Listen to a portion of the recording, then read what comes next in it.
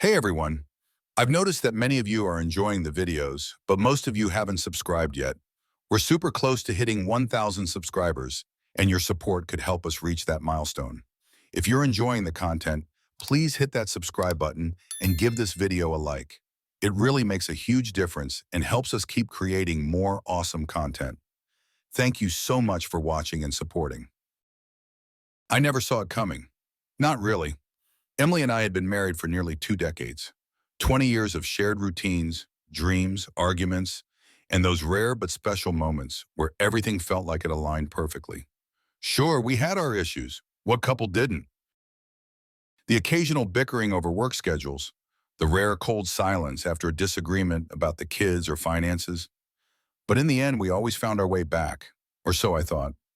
It was just another morning, coffee brewed, the scent filling the kitchen as sunlight streamed through the blinds. Emily was at the counter, scrolling through her phone. Her face was calm, but there was something subtle, a flicker of surprise, followed by a hint of guilt. I noticed it as she glanced at her phone, fingers swiping quickly, as if to hide something. "Who's that?" I asked, trying to keep my tone casual, even though a knot tightened in my stomach. Her eyes flicked up, startled, before a small, forced smile appeared. "Just a friend from college," she said. Too fast, too smooth. She wasn't good at lying, at least not before now. My gut twisted. Something in me shifted that morning. Maybe it was the way she held her phone a little too close to her chest, like she was protecting something. Or maybe it was the way she turned her back to me, pretending to busy herself with the toast. I couldn't shake the feeling that I was suddenly on the outside, like she had built a wall I wasn't meant to cross. I tried to shrug it off as I left for work, but the seed had been planted. Growing unease. That day, everything seemed off. Normally, I could compartmentalize. Work was work, home was home. But her face kept coming back to me. The guilty flash, the surprise in her eyes. It gnawed at me all day. I tried to reason with myself. Maybe it really was nothing. A quick message from an old friend. No big deal. We were solid, right? But I couldn't ignore how different she'd seemed lately. She was distant, distracted, like her mind was somewhere else, even when we were in the same room. Her excuses for staying late at work came more frequently now, and they felt off. Before, when Emily worked late, she'd call, give me updates, check in. Now it was as if she couldn't wait to hang up. That evening, as we sat on the couch watching TV, I glanced over at her. She was there physically, but her mind seemed miles away. I caught her staring at her phone again, her thumb scrolling absent-mindedly. When she noticed me looking, she quickly put it down, flashing me another of those forced smiles.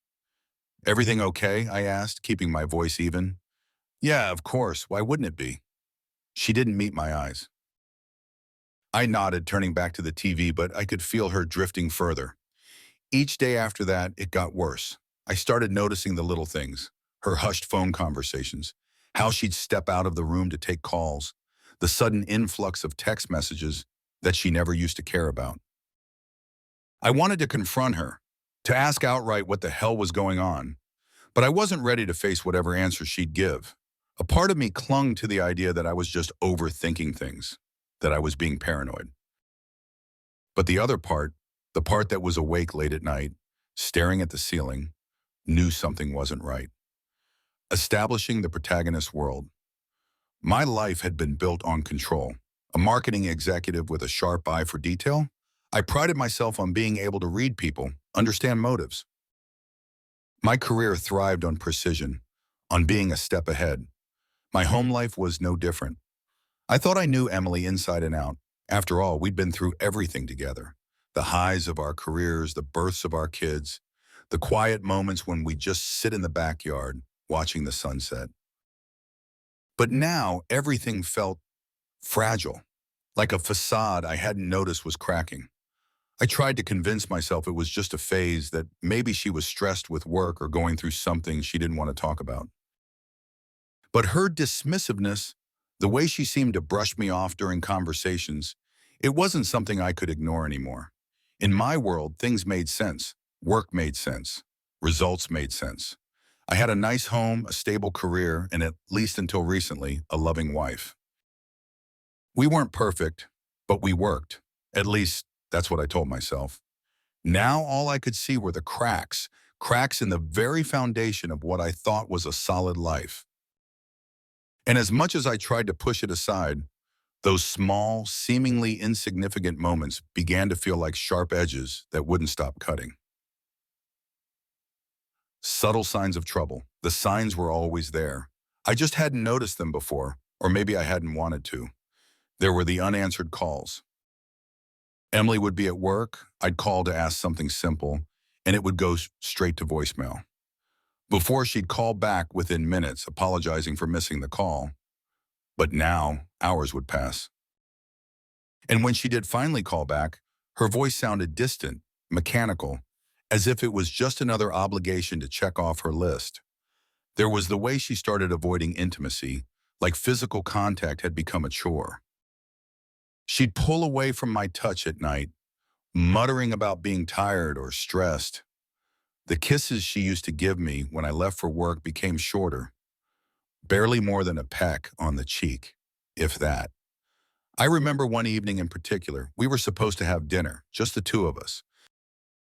I'd planned it thinking maybe we could reconnect, get back to what we had before, but she was late, again. No calls, no texts, just a rushed apology when she finally walked through the door, almost 2 hours late. "I'm sorry, work ran late," she said, avoiding my eyes as she dropped her purse on the table. "It won't happen again." But it did, over and over. Part conclusion. It was just after she walked in late one night that the invitation arrived. Emily's 20th college reunion. She seemed excited about it, more animated than she had been in weeks. Her face lit up when she talked about seeing old friends, reconnecting with people she hadn't seen in years. I watched her carefully as she talked about it, her eyes bright with nostalgia. Something felt off. There was a name that came up more than once, Brian. She mentioned him casually, but the way her voice softened when she said his name caught my attention. Brian was an ex, someone she'd dated briefly before we met. I didn't think much of it at the time, but now I wasn't so sure. That night, I lay in bed, staring at the ceiling while Emily slept beside me. My mind churned, replaying every interaction, every missed call, every distant look. The seeds of doubt had sprouted, and there was no going back. By the time the reunion came, I had convinced myself that I needed to be there, not just as her husband, but as an observer. Something wasn't right, and I was going to find out what. I couldn't shake the feeling that Emily was slipping away from me, and I was determined to get to the bottom of it. At the reunion, it didn't take long for my suspicions to solidify. I watched from the sidelines as she laughed too hard at Brian's jokes, stood too close when they talked. The way her hand brushed his arm, the way she leaned in, all too familiar. My heart pounded in my chest as I stood there, pretending not to notice, but every second was a fresh knife twisting in my gut. They were too comfortable, too close. And as the night went on, I couldn't shake the feeling that whatever they once had wasn't in the past. The unease in my chest was no longer a flicker. It was a roaring fire. Emily laughed at something Brian said, and it pierced through the music, the chatter, everything. Her laugh used to be mine. Now it felt like a weapon, slicing through what little was left of my patience. I watched them from across the room, the champagne glass in my hand growing warmer. Untouched. She stood close, too close. The way her hand brushed his shoulder, the way she angled her body toward him, as if the rest of the room didn't exist, made my stomach churn. I'd tried. God knows I'd tried to shake off the thoughts clawing at my brain. For weeks now, I'd been telling myself that I was just being paranoid, that I was reading too much into small things. The missed calls, the late nights at work, the way she seemed to pull away whenever I reached for her. But standing here, watching her with him, there was no denying what was happening. It was right in front of me. Emily wasn't pulling away anymore. She was already gone. I knew who Brian was. How could I not? He was the one she dated before we met, the college fling that, according to her, didn't mean anything. Funny how he was the first name out of her mouth when we talked about the reunion. The way she said his name then, almost wistfully, had set my teeth on edge. Now, seeing them together, I knew I hadn't been wrong to feel that twist of jealousy. This wasn't just some harmless reunion banter. My heart pounded in my chest as I watched them. My mind raced, trying to fit the pieces together. Every conversation we'd had about the reunion now played back like a sinister echo in my head. The late-night planning calls she said were for organizing the event. The excitement in her eyes when she talked about reconnecting with old friends. Had it all been about seeing Brian again? They moved toward the door side by side, so casually it almost seemed rehearsed. A familiar wave of nausea rolled through me as I saw her smile at him, the way she hadn't smiled at me in months. I set the glass down and took a deep breath. I needed to stay calm. I needed to be sure.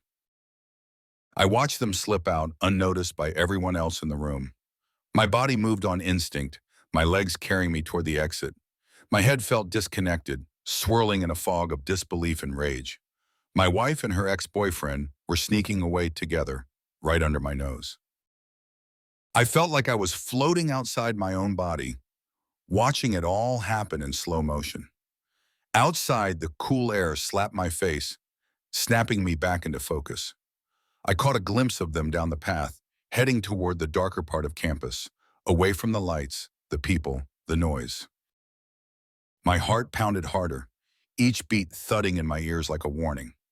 I hesitated for a split second, torn between wanting to know the truth and wanting to stay in the dark a little longer. But I'd come this far. There was no turning back now. I followed them, careful to keep my distance, stepping quietly on the damp grass. The campus was mostly deserted this time of night, save for a few groups of alumni still mingling near the main hall. My stomach tightened as I watched Emily and Brian disappear into one of the older buildings, an old, abandoned academic hall, half hidden by the overgrown ivy that had claimed its exterior. What were they doing in there? The moment I stepped inside the building, the air grew colder, mustier. The hallway was dimly lit, casting long shadows that made the place feel more like a mausoleum than a college building. I crept down the hall, keeping close to the wall, my heart now racing for an entirely different reason. This wasn't paranoia anymore. This was real. I stopped outside the door at the end of the hall, where their voices drifted through the thin crack. Muffled, intimate. I swallowed hard, pressing myself against the wall, trying to control my breathing, willing my shaking hands to steady. I shouldn't be here.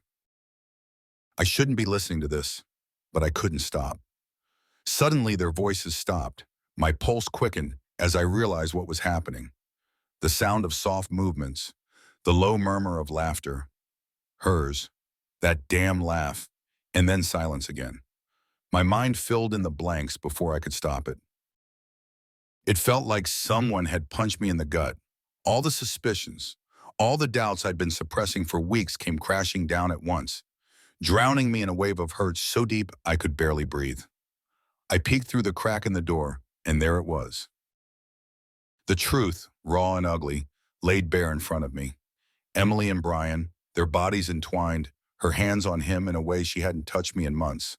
I should have felt angry. I should have wanted to barge in and rip them apart, but all I felt in that moment was numb. The scene played out like a movie I couldn't turn off, no matter how much I wanted to. I backed away slowly, careful not to make a sound. My brain felt disconnected from my body, like I was watching someone else move through the motions. The cold reality of what I just witnessed settled into my bones, and with it, a wave of fury started to boil under the surface.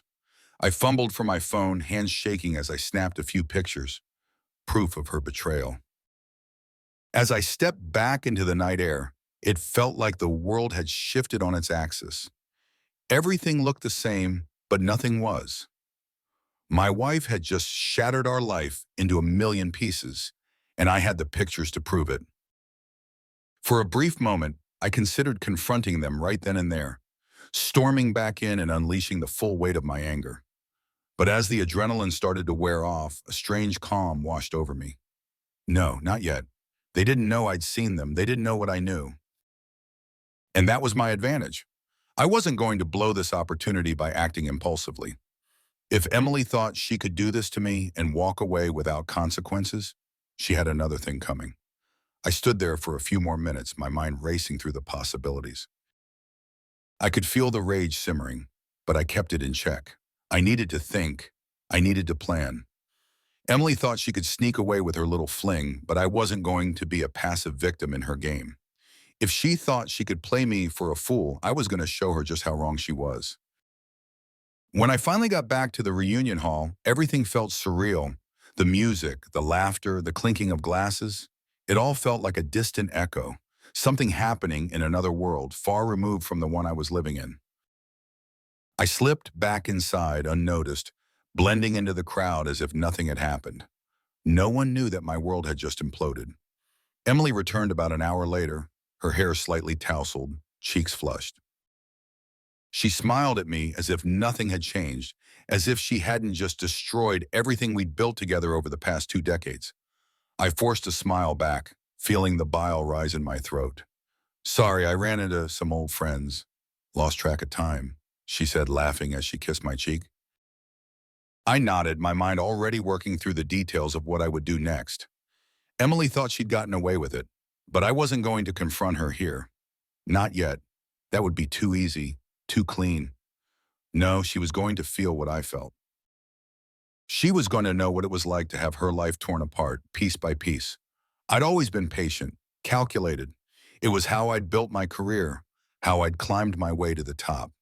And now that patience was going to serve me well. There was no rush. I had the pictures, the proof, and I had time. Time to make her regret every single choice she'd made. For now, I'd let her think she was in control. I'd let her keep up the charade, thinking she was still fooling me. But underneath the surface, my mind was already working, already planning. I wasn't just going to end this affair. I was going to end her whole facade. Every smile she faked, every lie she told would be her downfall. She didn't know it yet, but this game she was playing, it was already over. Back at home, the silence was suffocating. Emily had gone to bed, her breathing steady and oblivious in the next room, while I sat at the kitchen table, staring blankly at the photos I'd taken. The proof of her betrayal burned on the screen of my phone, the images seared into my mind as if they were carved there permanently. My wife, wrapped in the arms of another man, the man she had once claimed meant nothing. A cold numbness settled over me. At first, the anger had been hot and wild, but now it felt colder, sharper, more calculated. Confronting her directly, screaming at her in a fit of rage would do nothing. It would only give her the chance to explain, to twist the narrative, maybe even make herself the victim. I could already hear the excuses. "It was a mistake, Robert," she'd say. "It didn't mean anything. We were just talking." No, not this time. I refused to be played. I refused to give her the satisfaction of thinking she had any power left over me. The situation demanded precision, an unraveling of her life that mirrored the way she'd unraveled mine. This wasn't about blind revenge. This was about control. I had been patient my entire life, methodical, always 3 steps ahead in my career. Now I was going to turn that same focus on her. I was going to ruin her carefully constructed facade, and I'd do it publicly, where she couldn't hide. As I stared at the photos again, I realized what I needed to do. The reunion had provided the perfect opportunity to expose her, to make sure everyone saw the truth of who she was. Emily had been so eager to reconnect with old friends, to show off the life she'd built. She wanted to be admired, respected. She thrived on validation. And I would take that away from her in front of everyone who mattered to her. The plan started forming in my mind, step by step. I wouldn't confront her now. No, I'd wait for the right moment, when she was surrounded by people she wanted to impress. That's when I'd show them who she really was. I envisioned the moment in exquisite detail. The reunion's closing ceremony. Everyone gathered to say their goodbyes, all eyes on Emily. I'd take the stage, giving her one final chance to savor the spotlight before I tore it away. But even as I plotted, doubt flickered in the back of my mind. Was this too far? Was I about to ruin more than just her reputation? I leaned back, rubbing my hands over my face, trying to quiet the voice in my head that whispered about the fallout. Then I remembered Samantha, Emily's best friend, someone who had always been there for both of us. I knew she'd get caught in the blast if I went public with everything. Samantha thought Emily was faithful, loyal. She didn't deserve to be dragged into this. That gave me pause. I wasn't heartless. Ruining Emily's life was one thing, but collateral damage was another. As much as I wanted to see Emily exposed, I couldn't do it at the cost of the innocent. I couldn't destroy people like Samantha, who had no idea what was going on. I needed to adjust the plan. In my mind, I sifted through possibilities. I could reveal the affair without blowing up the entire reunion. I could target Emily and Brian, leaving everyone else untouched. The closing ceremony was still the perfect stage, but instead of a grand, public humiliation, I'd make it more personal, more intimate. Emily and Brian would be the only ones whose lives crumbled, and I'd make sure it happened in a way that was undeniable, irrefutable, quiet, but devastating. The next few days blurred together, my mind spinning with possibilities. At work, I barely focused on the meetings or deadlines. My mind was fixed on what was to come. I refined the plan over and over, cutting away the unnecessary and sharpening the edges until I had the perfect execution. I wouldn't speak during the ceremony. I'd let the evidence speak for itself. The pictures I had taken were enough. I began preparing the night before the final event of the reunion. Emily had been unusually sweet lately, probably assuming everything was back to normal. I played my part, nodding along as she talked about the closing ceremony, how it would be nice to catch up with everyone one last time. Inside, the storm raged, but outwardly I was calm, collected. The next day, the event went off without a hitch. People were mingling, drinks flowed, and the mood was celebratory. Emily flitted between conversations, her eyes bright and her laugh, now like nails on a chalkboard to me, echoing across the room. Brian was there too, keeping his distance but casting subtle glances her way, as if what they'd done was some secret game only they were in on. I slipped away unnoticed, retreating to the back of the hall where I could set up what I needed. There was a projector for the night's final presentation, a slideshow of memories from their college years. I smiled grimly as I connected my phone to the system, making sure the photos of Emily and Brian were queued up to play after the slideshow. They wouldn't expect it. No one would. But when the photos started rolling, there would be no turning back. As the evening wore on, the lights dimmed for the slideshow. Nostalgic music played softly as images of their college days filled the screen. Laughter and applause rippled through the crowd as they reminisced. Emily was sitting toward the front, beaming at the shared memories. I watched her, my chest tightening. She had no idea. And then the last slide faded to black. There was a beat of silence. Then the first photo flashed across the screen. Emily, her hands on Brian, the look on her face unmistakable. The crowd gasped. Whispers spread through the room like wildfire, heads swiveling from the screen to Emily, to Brian, to me. For a moment, no one moved. Emily froze, her smile slipping, replaced by a mask of horror. Brian went pale, his eyes wide as he stared at the screen, unable to tear them away from the damning images. The murmurs turned into an uproar as the rest of the photos rolled, each one more incriminating than the last. By the time the final image faded, Emily was already out of her seat, rushing toward me. Her voice cracked as she stammered, "Robert, wait, let me explain. Please." I didn't wait for her to finish. I turned on my heel and walked out, the whispers following me like a tidal wave crashing behind. I felt her hand reach out for me, but I pulled away, my heart pounding with cold determination. She didn't deserve a word from me. Not now, not ever. I didn't look back. Not at her, not at Brian, not at the room full of shocked faces.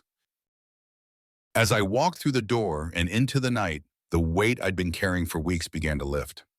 I had exposed them. I had shattered her illusion, and it was just the beginning. As I stepped outside, the cool air hit me, but instead of feeling relieved, I felt nothing. No satisfaction, no closure, just a hollow emptiness that settled in my chest. I had won. I had executed my plan flawlessly, and yet something was missing. I realized too late that in my pursuit of vengeance, I had lost something I couldn't get back. My own peace. I walked to my car, the echoes of Emily's desperate pleas still ringing in my ears. She would never recover from this, and neither would I. It was over. But the cost? It was higher than I ever could have imagined. The evening after I walked out, I couldn't shake the hollow feeling that had settled deep inside me. I had done it. My plan was executed flawlessly. Emily's face, frozen in horror as the photos flashed across the screen, was etched in my mind. The whispers, the shocked gasps of our former friends, the utter humiliation on Brian's face, all of it was exactly as I had imagined. But now, sitting in my car, parked a block away from our home, I felt empty. It was supposed to be satisfying. I was supposed to feel vindicated. Instead, the weight of it all pressed down on me, leaving me cold and numb. I thought back to the moment when the photos started flashing on the screen. Emily had been laughing, glowing, completely unaware of the storm about to hit her. And then, with the push of a button, I watched her world collapse. The first photo, Emily leaning into Brian, her hand resting on his chest, their bodies too close, too familiar, had the crowd holding its breath. The second photo, a more intimate moment, her fingers brushing his hair, his lips near her neck, was the killing blow. I had stood at the back, watching her crumble. She turned in her seat, searching the crowd for me, her face pale, eyes wide with panic. I saw the exact moment when she realized I was behind it all. Her eyes met mine, pleading, desperate, but I felt nothing then, just the cold resolve that had driven me this far. I should have felt triumph. I had won. I had destroyed her in front of everyone who mattered to her. But the truth is, I couldn't bring myself to stay for the aftermath. I had left the room as the gasps turned to murmurs, the murmurs to whispers, and the whispers to outright judgment. I could already imagine the fallout, the pity, the whispers behind her back, the sharp-edged smiles of people pretending to sympathize while relishing her disgrace. But none of that mattered to me now. I thought about what would come next. Emily would try to salvage what she could, spin her story, plead her case. But no matter how she tried to explain it, the photos wouldn't lie. She had cheated, and now everyone knew. I sat there for what felt like hours, the silence of the night wrapping around me. I wasn't ready to face her yet. Not tonight. She'd come home eventually, but the confrontation would have to wait. I needed more time to process what I'd done, more time to figure out what came next. The plan was executed, but the consequences were just beginning.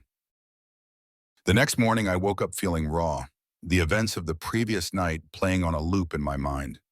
I avoided Emily all day, leaving early, returning late, the quiet tension in the house growing thicker with every passing hour. I could feel her waiting for the inevitable, but I wasn't ready yet. I needed to be in control, and the longer I held off, the more power I held over her. Finally, after days of silence, the confrontation came. It was late, and the house was dark.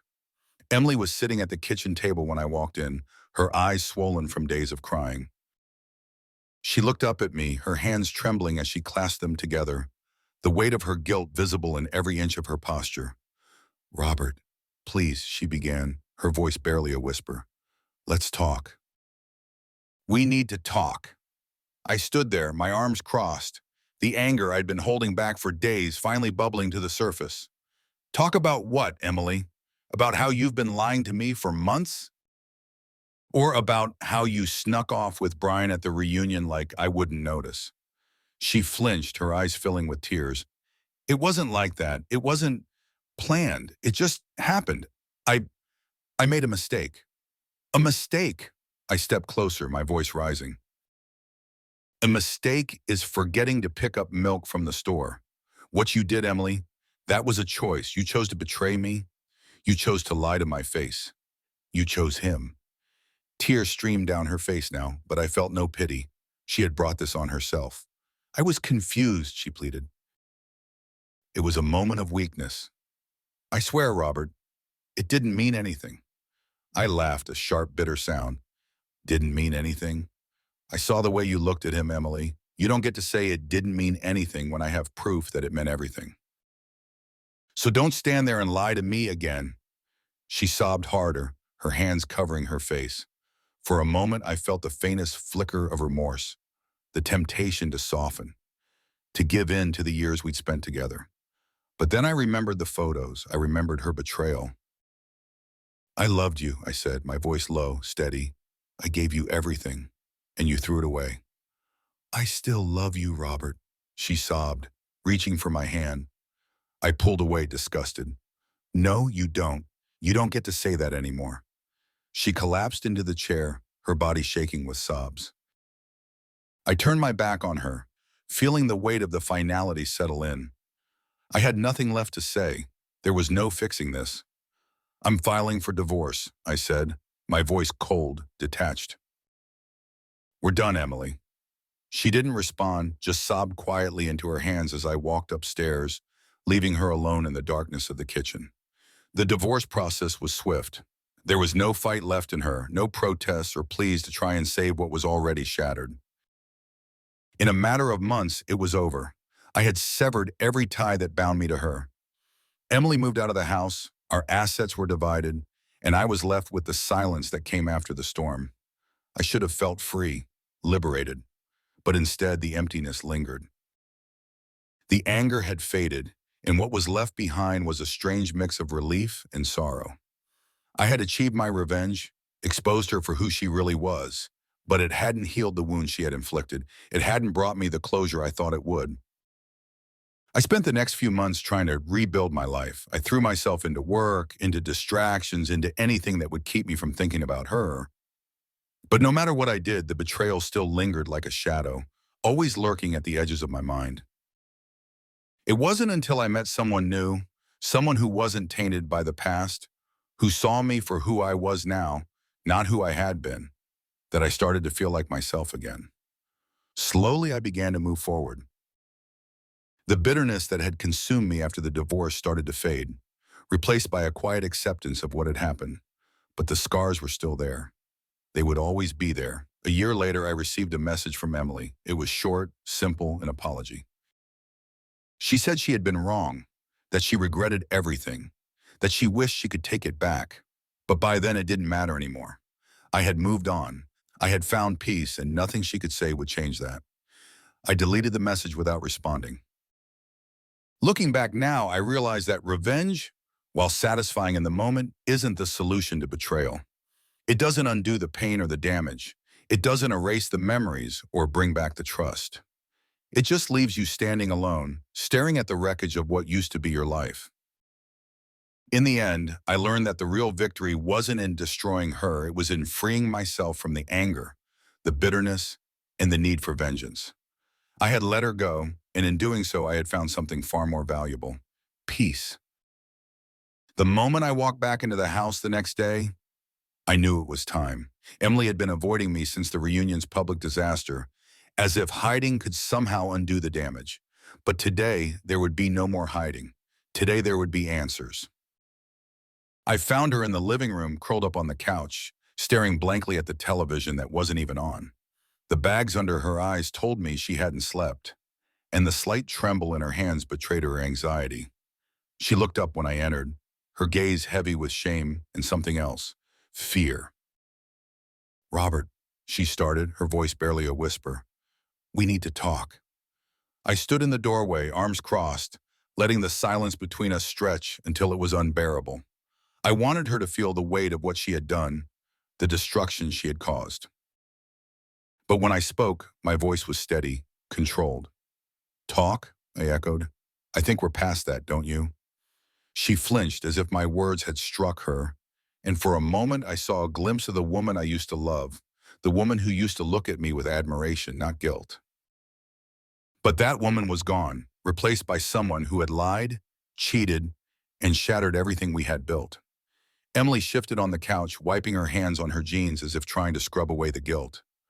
"I didn't mean for it to happen like this," she said, her voice cracking. "Brian, it was a mistake." A stupid, thoughtless mistake. I stepped closer, the anger I had been holding back for days bubbling to the surface. "A mistake?" I scoffed. "A mistake is spilling coffee on your shirt. What you did, Emily, sneaking around, lying to my face, humiliating me in front of everyone, that was a choice." You chose him over me. Her face crumpled and tears spilled down her cheeks. It wasn't like that, she sobbed. I was confused. I, I didn't know what I was doing. Please, Robert, you have to believe me. I shook my head, refusing to let her rewrite the narrative. Don't you dare stand there and tell me you didn't know what you were doing, I said, my voice rising. You knew exactly what you were doing. You thought you could get away with it, didn't you? You thought I wouldn't notice, that I wouldn't care enough to follow you. But I did. She buried her face in her hands, her shoulders shaking with sobs. But I felt nothing but cold detachment. Her tears couldn't undo the betrayal. They couldn't fix the months of lies. I never wanted to hurt you, she choked out between sobs. I love you, Robert. I swear I still love you, I laughed, a bitter, hollow sound. Love, I said. If this is your idea of love, I want nothing to do with it. You threw everything we had away for a fling with your ex. Don't stand there and tell me you love me. I made a mistake, she repeated, her voice desperate, pleading. I was stupid. Please, just give me a chance to make it right. Her words hung in the air, and for a brief moment, I considered it. The years we had spent together flashed through my mind. Our wedding day, the nights we spent talking about our future, the quiet mornings over coffee. For a split second, I wondered if there was a way to salvage what we had lost, to rebuild from the ashes. But then I remembered the photos. The images of her with Brian wrapped in his arms, laughing like I no longer existed. The hurt, the humiliation, the deep, cutting betrayal that had torn me apart. There's no coming back from this, Emily, I said, my voice flat, emotionless. You didn't just cheat on me, you broke us. You broke our life. She reached out toward me, her hand trembling, but I took a step back. I can't forgive you, I said, and I won't. Her face twisted with anguish, and she let out a heart-wrenching sob. I'm so sorry, she whispered, her voice barely audible. I'm sorry for everything. But her apologies meant nothing to me now. The damage was done, and no amount of regret could undo it. I had spent months waiting for this moment, the moment where I would confront her with all the pain and anger she had caused. But now that it was here, all I felt was emptiness. I'm filing for divorce, I said, the finality of the words hanging in the air like a death sentence. We're done, Emily. She collapsed onto the couch, her sobs muffled as she buried her face in her hands. I turned away, the weight of the decision pressing down on me, but there was no turning back. I had made up my mind. As I walked out of the room, the sounds of her crying echoed behind me, but I didn't stop. I didn't look back. There was nothing left to say. The weeks that followed were a blur of paperwork, silence, and avoidance. Emily moved out of the house within days, her things disappearing piece by piece, until the home we had shared for years was a hollow shell of its former self. Every trace of her was gone, leaving only the memories of what had been. I threw myself into work, into distractions, anything to keep my mind off the gaping hole where my marriage used to be. But no matter how much I tried to move on, the emptiness lingered, a constant reminder of the life I had lost. The divorce was finalized quickly, neither of us having the energy to drag it out. Emily didn't fight for anything. It was as if she had given up completely, resigned to the fact that our marriage was dead, buried beneath the weight of her betrayal. When the papers arrived, officially severing the ties between us, I stared at them for a long time. I should have felt something. Relief, closure, even anger. But instead, all I felt was numb. The end of our marriage was supposed to bring me peace, but it hadn't. It had only left me feeling more lost than ever. Months passed and the wound slowly began to heal. I met someone new, a woman who didn't carry the baggage of betrayal, who saw me for who I was now, not the man shattered by his wife's infidelity. With her, I found a sense of normalcy again, a chance to rebuild my life from the ruins. But even as I moved forward, the scars remained. There were nights when I would lie awake, the images of Emily and Brian replaying in my mind, the hurt still fresh despite the time that had passed. I wondered if I would ever fully recover, if the pain of what she had done would ever truly fade. One afternoon out of the blue, I received a message from Emily. It was short, simple, an apology. She said she had been wrong, that she regretted everything, that she wished she could take it back. For a moment, I stared at the message, unsure of how to respond. Then, without a second thought, I deleted it. There was nothing left to say. I had moved on. I had found peace. But the truth was, the confrontation had never really been about Emily. It had been about me, about reclaiming the control she had taken from me, about finding a way to close the chapter on the pain. And in that sense, I had won. I had walked away from her, from the lies, from the betrayal with my dignity intact. I hadn't forgiven her, and I never would. But I had moved on, and that, I realized, was the only victory that truly mattered. I had found my peace, not through revenge, not through exposing her affair, but through letting her go. The months following the divorce were quieter than I expected. I had anticipated a rush of relief, the feeling of finality that would come with breaking free from Emily. But instead, what settled in was a strange sort of emptiness, an absence where my life with her had once been. The house was quieter, my routine was lonelier, and even the moments of stillness seemed to weigh heavier than before. I found myself replaying everything over and over in my mind. The betrayal, the reunion, the moment I exposed her, each memory playing like a broken record. I had been so consumed by my plan for revenge that I hadn't thought about what would come after. I hadn't considered that, once the dust settled, I would still be left with the wreckage of what we built. But even in that wreckage, I realized something important. I had survived it. I had taken control of the situation, made my choices, and walked away with my dignity intact. There was power in that, even if it didn't bring the closure I had expected. My world had been shattered, but I was still standing.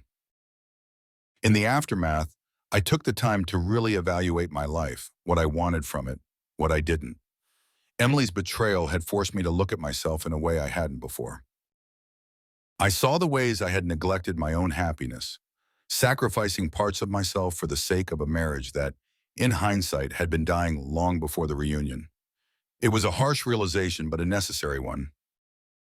The anger, the bitterness, the need for revenge, they had all been distractions from the deeper truth that I had lost myself in that relationship, and it was time to find a way back. I didn't rush into anything. I focused on my work, my health, the things that had always grounded me. Slowly, I began to rebuild my life, brick by brick, creating something new out of the rubble Emily had left behind. And somewhere along the way, I met someone. Her name was Sarah. She was nothing like Emily, and that was part of what drew me to her.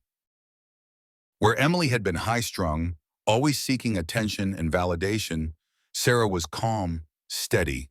She didn't need to be the center of the room, didn't thrive on the approval of others. She was kind in a way that felt effortless, and being around her was like a breath of fresh air. Our relationship grew slowly, naturally, without the urgency or drama that had defined my time with Emily. For the first time in a long while, I felt a sense of peace, like I could finally exhale after holding my breath for years. With Sarah, I didn't feel like I was constantly trying to prove something or fight for someone's affection. We fit together in a way that felt easy, uncomplicated. Of course, the past still lingered. There were moments when I would catch myself comparing Sarah to Emily, wondering if she would hurt me the same way. But Sarah was patient with me. She knew I had been through something painful, and she never pushed me to talk about it before I was ready. She understood that healing takes time. And in time, I did heal. I stopped seeing Emily in every shadow, stopped replaying the scenes of her betrayal in my mind. The scars were still there, but they had faded, becoming a part of me without defining who I was. It was about a year after the divorce when I received Emily's message. I hadn't expected to hear from her again, especially not after how everything had ended. The message was short, an apology, filled with regret, the kind of thing you send when you finally realize the full weight of your mistakes. She said she was sorry for everything, that she had been wrong, that she wished she could take it all back. For a moment, I considered responding. I thought about telling her that I had moved on, that I had found someone new, that I was happy. But as I stared at the words on the screen, I realized that none of that mattered anymore. There was no need for closure because I had already found it within myself, so I deleted the message without replying. I didn't need her apology. I had let go of that part of my life long ago. Now, as I sit here in the quiet of my home, one I've made with Sarah, I reflect on everything that's happened. The betrayal, the revenge, the loss, and the eventual healing. It's strange to think about how much my life has changed in such a short time. A few years ago, I was someone else entirely. A man trapped in a marriage that was slowly suffocating him, consumed by bitterness and the need for control. I'm not that man anymore. Sarah has helped me see that life isn't about holding on to the things that hurt you. It's about finding the strength to let them go, to move forward, even when it's painful. She's shown me what real love looks like, uncomplicated, steady, and kind. With her, I don't have to fight to be seen or heard. I don't have to question her loyalty or worry that she'll betray me. For the first time in years, I feel safe. There's peace in that, a peace I hadn't thought was possible after what happened with Emily. But it's here, and I'm holding on to it. I've learned that revenge, while satisfying in the moment, doesn't fill the void left behind by betrayal. It doesn't erase the hurt or the memories. It just leaves you standing amidst the wreckage, wondering what comes next. For me, what came next was healing. It wasn't easy and it wasn't quick, but it was worth it. I had to rebuild myself from the ground up, piece together the parts of me that had been broken. And in doing so, I discovered something important, that I am stronger than I ever gave myself credit for. I'm not angry at Emily anymore. I don't lie awake at night thinking about what she did or how she hurt me.